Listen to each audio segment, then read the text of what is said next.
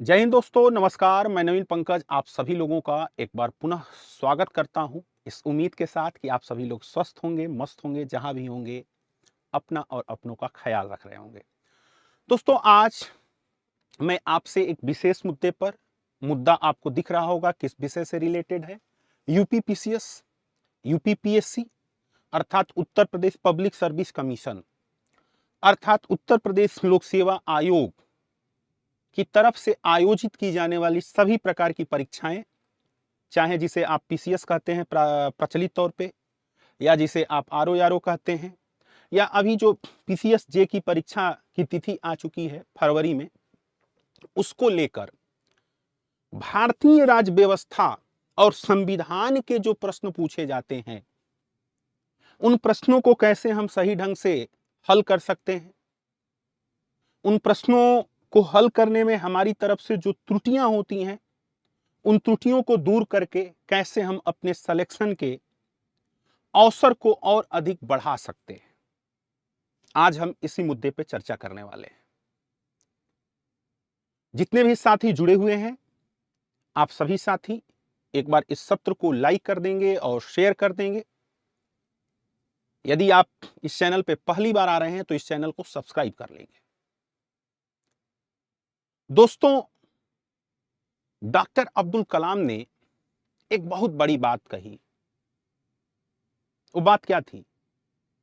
वो बात ये थी कि सपने वो नहीं होते जो हम सोते समय देखते हैं, सपने वो होते हैं जो हमें सोने नहीं देते।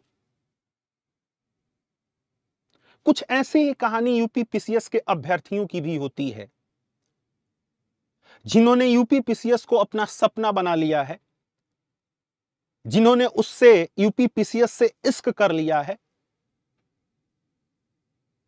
जिसके ख्यालों में दिन रात एसडीएम, डिप्टी एसपी जैसे तमाम अधिकारियों के ख्यालात आते रहते हैं।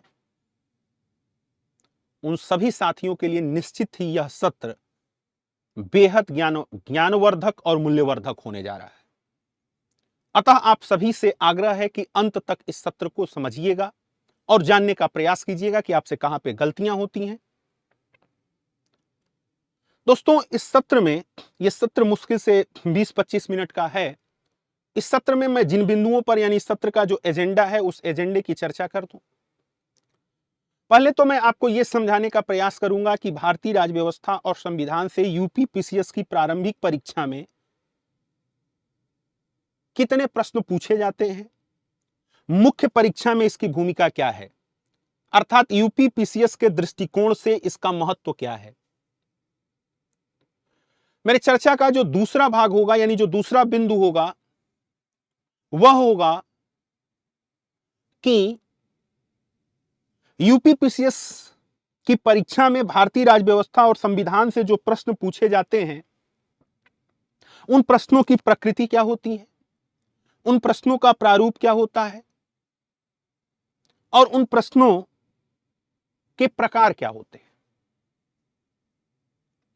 तीसरा जो इस विषय, जो जिस बिंदु पर हम चर्चा करेंगे, वो ये करेंगे कि आगे जब हम सुचारू ढंग से अपनी कक्षा को प्रारंभ करेंगे तो हम किस स्ट्रेटजी को फॉलो करेंगे, जो यूपी पीसीएस का भारतीय राज्य व्यवस्था को बेहतर ढंग से समझने का, इससे पूछे जाने वाले प्रश्नों को 100% सटीकता के साथ सही करने का हमारा लक्ष्य है, उसको हम कैसे हासिल करेंगे, उसकी रणनीति क्या होगी। और आखिरी बिंदु होगा चर्चा का कि इसके लिए हमारे पास कौन कौन से सोर्स उपलब्ध हैं, हमारे पास हम किन स्रोतों का प्रयोग करेंगे। बात समझ में आ गई? तो आइए सबसे पहले शुरुआत करते हैं उस चर्चा की कि यहां पर चीजें क्या है, इस चीज को हम क्या करते हैं, समझते हैं। ये चीजें आप ध्यान में रखिएगा। यहां पर मैं एक पेज लेना चाहूंगा और जिसपे मैं आपको पहले स्पष्ट तौर पे बताऊं, ध्यान देना, इस चीज को समझना कि जो आपका, सपोज करिए कि प्री की जो परीक्षा होती है उसमें आपका ये क्या हो गया, जीएस फर्स्ट पेपर हो गया। अब इस जीएस फर्स्ट पेपर में देखोगे तो कई अलग अलग क्या होते हैं, सेक्शन होते हैं, कई तमाम होते हैं। इसी में आपका क्या होता है, पॉलिटी होता है, इसी में आपका क्या होता है, इकोनॉमी होता है, साइंस एंड टेक होता है, जियोग्राफी होता है, हिस्ट्री होता है, बात समझ रहे हैं, करेंट होता है, इन्वायरमेंट होता है, एटसेट्रा। इसके कई क्या होते हैं, पोर्शन होते हैं। अब ये जो पॉलिटी है, ध्यान दीजिएगा, पॉलिटी जिसको हम भारतीय राज्य व्यवस्था या भारत ये संविधान कहते हैं, इस पे हम चर्चा करने वाले हैं, इस बात को ध्यान में रखना। पॉलिटी को अगर आप देखोगे तो एक तो इसमें जो है कि प्री में इसका क्या महत्व है, और दूसरी चीज जो आपकी मेंस की परीक्षा है इसमें इसका क्या महत्व है। दो बिंदु हैं। तो अगर प्री में पॉलिटी, अगर कॉन्स्टिट्यूशन के महत्व की हम बात करें और हम आपसे पूछें कि प्री में इसका महत्व क्या है, तो उसके लिए आपको इस सिनेरियो पर क्या करना है, क्वेश्चन वाइज वेटेज को देखना पड़ेगा कि किस विषय से कितने प्रश्न पूछे गए। हम आपके सामने 3 इयर्स का डाटा दे रहे हैं, 2020 का, 2021 का, 2022 का। और 3 वर्षों में अगर आप देखोगे कि पॉलिटी और कॉन्स्टिट्यूशन से कितने प्रश्न पूछे गए, तो आप देखोगे कि यहां पर जो है 2020 में 20 थे, 2021 में 14 थे और 2022 में 17 प्रश्न थे। 150 प्रश्नों में इनकी संख्या 20, 14, 17, यानी कि हम अगर इसको डायरेक्ट इनडायरेक्ट जोड़ें तो लगभग प्रति परीक्षा में औसतन हम इसको 20 प्रश्न मान सकते हैं। क्या 20 प्रश्न? तो जो आपका प्रारंभिक परीक्षा है इसमें 20 प्रश्न पूछे जाते हैं, किसमें, 150 प्रश्नों में औसतन। और मेंस में जब आप देखोगे कि मेंस में इसमें कहां से प्रश्न पूछे जाते हैं, तो इसका बहुत बड़ी भूमिका होती है पॉलिटी और कॉन्स्टिट्यूशन की जीएस सेकेंड पेपर में। दूसरी चीज आप देखोगे तो जीएस थर्ड पेपर में, और कभी कभी आपको कहां पर मिलता है, एसए में भी ये इनडायरेक्टली आपकी क्या करता है, हेल्प करता है। हालांकि एसए में सभी विषय हेल्प करते हैं, लेकिन जीएस सेकंड पूरा क्या है, पॉलिटी, कॉन्स्टिट्यूशन, आईआर, बात समझ रहे हैं, सोशल इकोनॉमिक डेवलपमेंट, ये चीजें हैं। तो यहां पर इसका महत्व है, जीएस थर्ड में भी महत्व है। और इसके बाद अगर आप देखोगे तो जो आपके परीक्षा का तीसरा चरण है, इंटरव्यू, साक्षात्कार, उसमें भी यहां से क्या होते हैं, प्रश्न पूछे जाते हैं। और साक्षात्कार में तो अक्सर प्रश्न जो सबसे ज्यादा बनता है वो पॉलिटी, इकोनॉमी और इन्वायरमेंट से बनता है। फॉर एग्जांपल मान लीजिए आज जो है 2022 का अभी रिजल्ट आने वाला है, मेंस का रिजल्ट आता है, उसका इंटरव्यू होता है। तो इस समय पॉलिटी से कई प्रश्न बन रहे हैं, और सबसे ज्यादा प्रश्न जो बन रहा है वो किससे बन रहा है, इंडिया के फेडरल स्ट्रक्चर से, भारत की जो संघीय संरचना है, क्योंकि उसको लेकर विवाद है। वो विवाद आपको कहां पर दिखता है, अगर केरल में देखोगे तो केरल में जो केरल के राज्यपाल महोदय हैं और केरल की जो जनता के द्वारा चुनी गई सरकार है, वो दोनों एक दूसरे के आमने सामने खड़ी है, दोनों एक दूसरे के अपोजिट हैं, एकदम बिल्कुल तीर और तलवार लेके खड़े हैं। जाहिर सी बात है जो इंटरव्यू लेने वाला विशेषज्ञ होगा वो इस घटना से बखूबी वाकिफ होगा। तो वह आपसे ये जानना चाहेगा कि भारत के संघीय संरचना में, संघीय स्वरूप की सरकार में राज्यपाल की भूमिका क्या है। इसको आप कहां पढ़ते हैं, कॉन्स्टिट्यूशन में पढ़ते हैं। मेंस में प्रश्न पूछेगा कि राज्यपाल की भूमिका बताइए, भारत के जो संघ राज्य संबंध है उसको राज्यपाल किस प्रकार से प्रभावित कर रहा है, सहकारी संघवाद क्या है। अगर हम यूपी की बात करें तो यूपी में वर्तमान में जो शहरी निकाय हैं, ध्यान दीजिएगा, जो शहरी निकाय हैं, इन शहरी निकायों के चुनाव का वर्ष चल रहा है। आपको याद होगा कि 5 दिसंबर को उत्तर प्रदेश सरकार की तरफ से शहरी निकायों के चुनाव की क्या की गई थी, बात कही गई थी कि इसका चुनाव होगा, जिसे माननीय उच्च न्यायालय में क्या किया गया, चैलेंज किया गया। और उत्तर प्रदेश के उच्च न्यायालय या इलाहाबाद उच्च न्यायालय की जो लखनऊ खंडपीठ है, उसने ये कह दिया कि बगैर ओबीसी की आरक्षण का क्या किया जाए, निकाय चुनाव कराया जाए। अब इलाहाबाद उच्च न्यायालय की जो लखनऊ खंडपीठ है उसने क्यों कहा, वो शहरी निकायों से ओबीसी रिजर्वेशन को क्यों समाप्त करने की बात कही। अब इसको लेकर ओबीसी की जो पूरी राजनीति है, उत्तर प्रदेश की जो पूरी राजनीतिक प्रणाली है, वो इसके इर्द गिर्द इस समय घूम रही है। जो विपक्ष है वो सरकार पे आरोप लगा रहा है कि ओबीसी आरक्षण को समाप्त करना चाहते हैं। जो सरकार है वो कह रही कि नहीं, हम इसके खिलाफ सुप्रीम कोर्ट में जाएंगे, हम अन्य प्रावधान करेंगे। अब सवाल ये है कि आखिर उच्च न्यायालय ने ऐसा क्यों किया? तो उच्च न्यायालय ने अपने डिसीजन में कहा कि उत्तर प्रदेश सरकार की तरफ से जो ये घोषणा की गई थी और सीटों के आरक्षण की जो प्रणाली अपनाई गई, वह सुप्रीम कोर्ट के ट्रिपल टेस्ट फार्मूले को नजरअंदाज करती है। अर्थात सुप्रीम कोर्ट द्वारा एक डायरेक्शन दिया गया था, ट्रिपल टेस्ट फार्मूला, और उस फार्मूले को नजरअंदाज करते हुए उत्तर प्रदेश सरकार ने क्या किया? ये घोषणा कर दी और इसलिए हम इसे रद्द करते हैं। अब सवाल ये उठता है कि ट्रिपल टेस्ट फार्मूला क्या है? सुप्रीम कोर्ट के किस निर्णय में सुप्रीम कोर्ट ने यह फार्मूला दिया था और यह फार्मूला का मतलब क्या है? ये आपसे प्रश्न में पूछा जाएगा। जब ये रुक गया तो फिर उत्तर प्रदेश सरकार ने क्या किया? तो आपको पता है कि उत्तर प्रदेश सरकार ने क्या किया? हाल ही में एक कमेटी का गठन किया है जो क्या करेगी? सबसे पहले अनुमान लगाएगी ट्रिपल टेस्ट फार्मूले में क्या होता है। ओबीसी आरक्षण की वास्तविक स्थिति की जानकारी के लिए एक समिति का गठन किया जाता है। वह समिति अध्ययन करती है, फिर अपनी रिपोर्ट देती है, आरक्षण उसके रिपोर्ट के अनुसार होगा।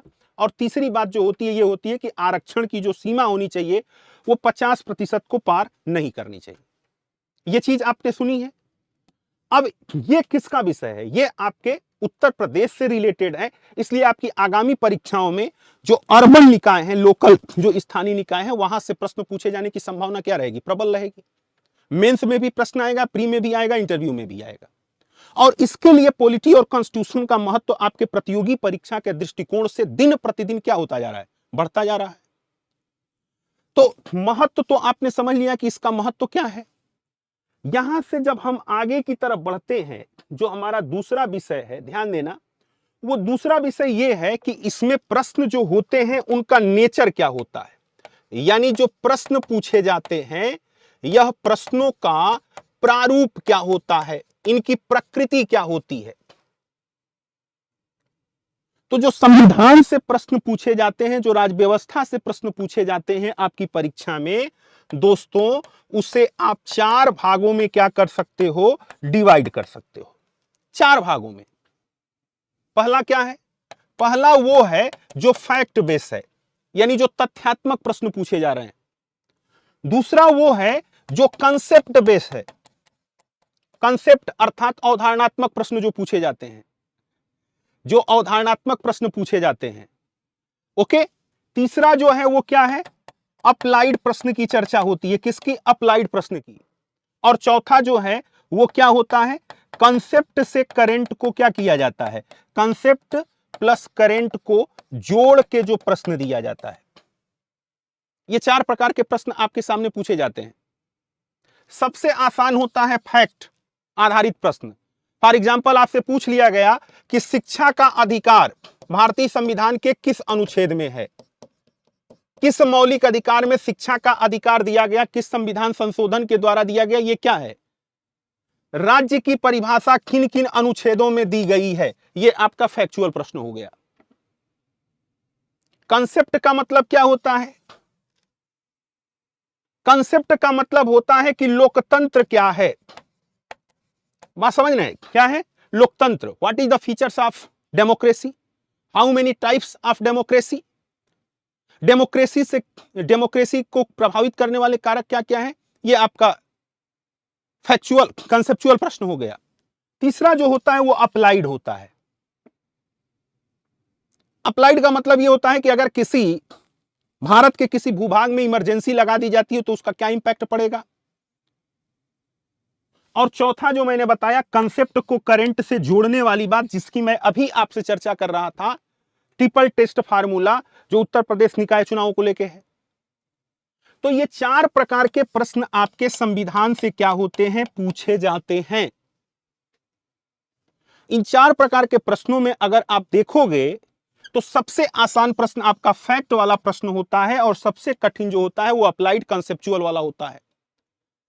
लेकिन जैसे जैसे कंपटीशन का लेवल बढ़ता जा रहा है, वैसे वैसे आयोग जो है अपने आप को इधर शिफ्ट कर रहा है। अर्थात कंसेप्चुअल प्रश्नों की संख्या क्या है? दिन प्रतिदिन बढ़ती जा रही है। इसलिए आवश्यकता किस बात की है? इसलिए आवश्यकता इस बात की है कि आप संविधान को बेहतर ढंग से पढ़ें, उसको हल्के में न लें। यदि आपने संविधान को हल्के में लिया तो वो आपको हल्के में ले लेगा, और जब वो हल्के में ले लेगा तो जो आपका लक्ष्य है, आप अपने लक्ष्य से क्या हो जाएंगे? लक्ष्य से विचलित हो जाएंगे, असफल हो जाएंगे। तो 10 मिनट गड़बड़ हो जाएगा। ओके, ये चीज आपको यहां पर क्या करना है, इस बात को आपको ध्यान में रखना है। तो यहां पर मैंने आपको बताया कि कैसे प्रश्न पूछे जाते हैं, ये हो गया। तीसरा पॉइंट जो हमारा है, इस तीसरे पॉइंट पे आते हैं कि हमारा सोर्स क्या होता है। ध्यान दीजिएगा, सोर्स क्या होगा। जब आप इस परीक्षा की तैयारी करोगे और इसके सोर्स को आप देखना चाहोगे, तो इसमें सोर्स आपको होगा पहला तो जो आपको क्लास नोट्स, जो मैं यहां पे पढ़ा रहा हूं, ये क्लास नोट्स अर्थात इसका पीपीटी अर्थात इसका पीडीएफ मिल जाएगा। दूसरी चीज, इसके आधार पर जो एनसीईआरटी है, 11वीं 12वीं में जो एनसीईआरटी है वो आपके लिए क्या है, महत्वपूर्ण है। स्टैंडर्ड बुक्स आपको लेनी पड़ेगी, जिसमें सभी लोग किसको इस समय फॉलो कर रहे हैं, लक्ष्मीकांत को, आप भी कर सकते हैं। इसके अलावा मैं प्रिफर करता हूं कि आप सभी लोग कॉन्स्टिट्यूशन की बेयर एक्ट जरूर लें। क्या? Bare act. और इस क्लास के आधार पर आपको क्या करना है, इस क्लास के आधार पर आपको अपना नोट्स डेवलप करना है, उसे बनाना है, उसे बार बार रिवाइज करना है। हमारी तरफ से क्या स्ट्रेटजी होगी? हमारी तरफ से स्ट्रेटजी होगी कि संविधान की जो जटिल अवधारणाएं हैं उनको व्यवहारिक रूप से क्या किया जाए, उनको व्यवहारिक रूप से आपके सामने लाया जाए, आपको समझाने का क्या किया जाए, प्रयास किया जाए। तो ये चीज आपको यहां पर क्या करना है, इस बात को आपको ध्यान में रखना है। और इस तरीके से अगर आप करते हैं तो मुझे उम्मीद है कि आप बेहतर ढंग से क्या कर पाओगे, संविधान को पढ़ पाओगे। देखो, संविधान को रटना नहीं है, व्यवहारिक तौर पे उसे समझने का प्रयास करना है। एक एक घटनाओं को, जो करंट की घटना घट रही है, जैसे आप न्यूज़पेपर पढ़ रहे हो तो उस समय आपको बेयर एक्ट लेके पढ़ना चाहिए कि यहां पर क्या चीजें आई। जब आप न्यूज पढ़ रहे हो, सुप्रीम कोर्ट का कोई डिसीजन आ रहा है, तो उस डिसीजन में भारतीय संविधान के किस अनुच्छेद की चर्चा हो रही है, उस अनुच्छेद पे आपको क्या करना है, फोकस करने की आवश्यकता है। और अगर इस तरीके से आप अपनी तैयारी को क्या करते हैं, एक सही दिशा में लेके जाते हैं, तो निश्चित ही आप संविधान और भारतीय राज्य व्यवस्था से जो प्रश्न पूछे जाते हैं, न केवल उसे प्री के स्तर पर बल्कि मेंस के स्तर पर भी उसे हल कर पाएंगे।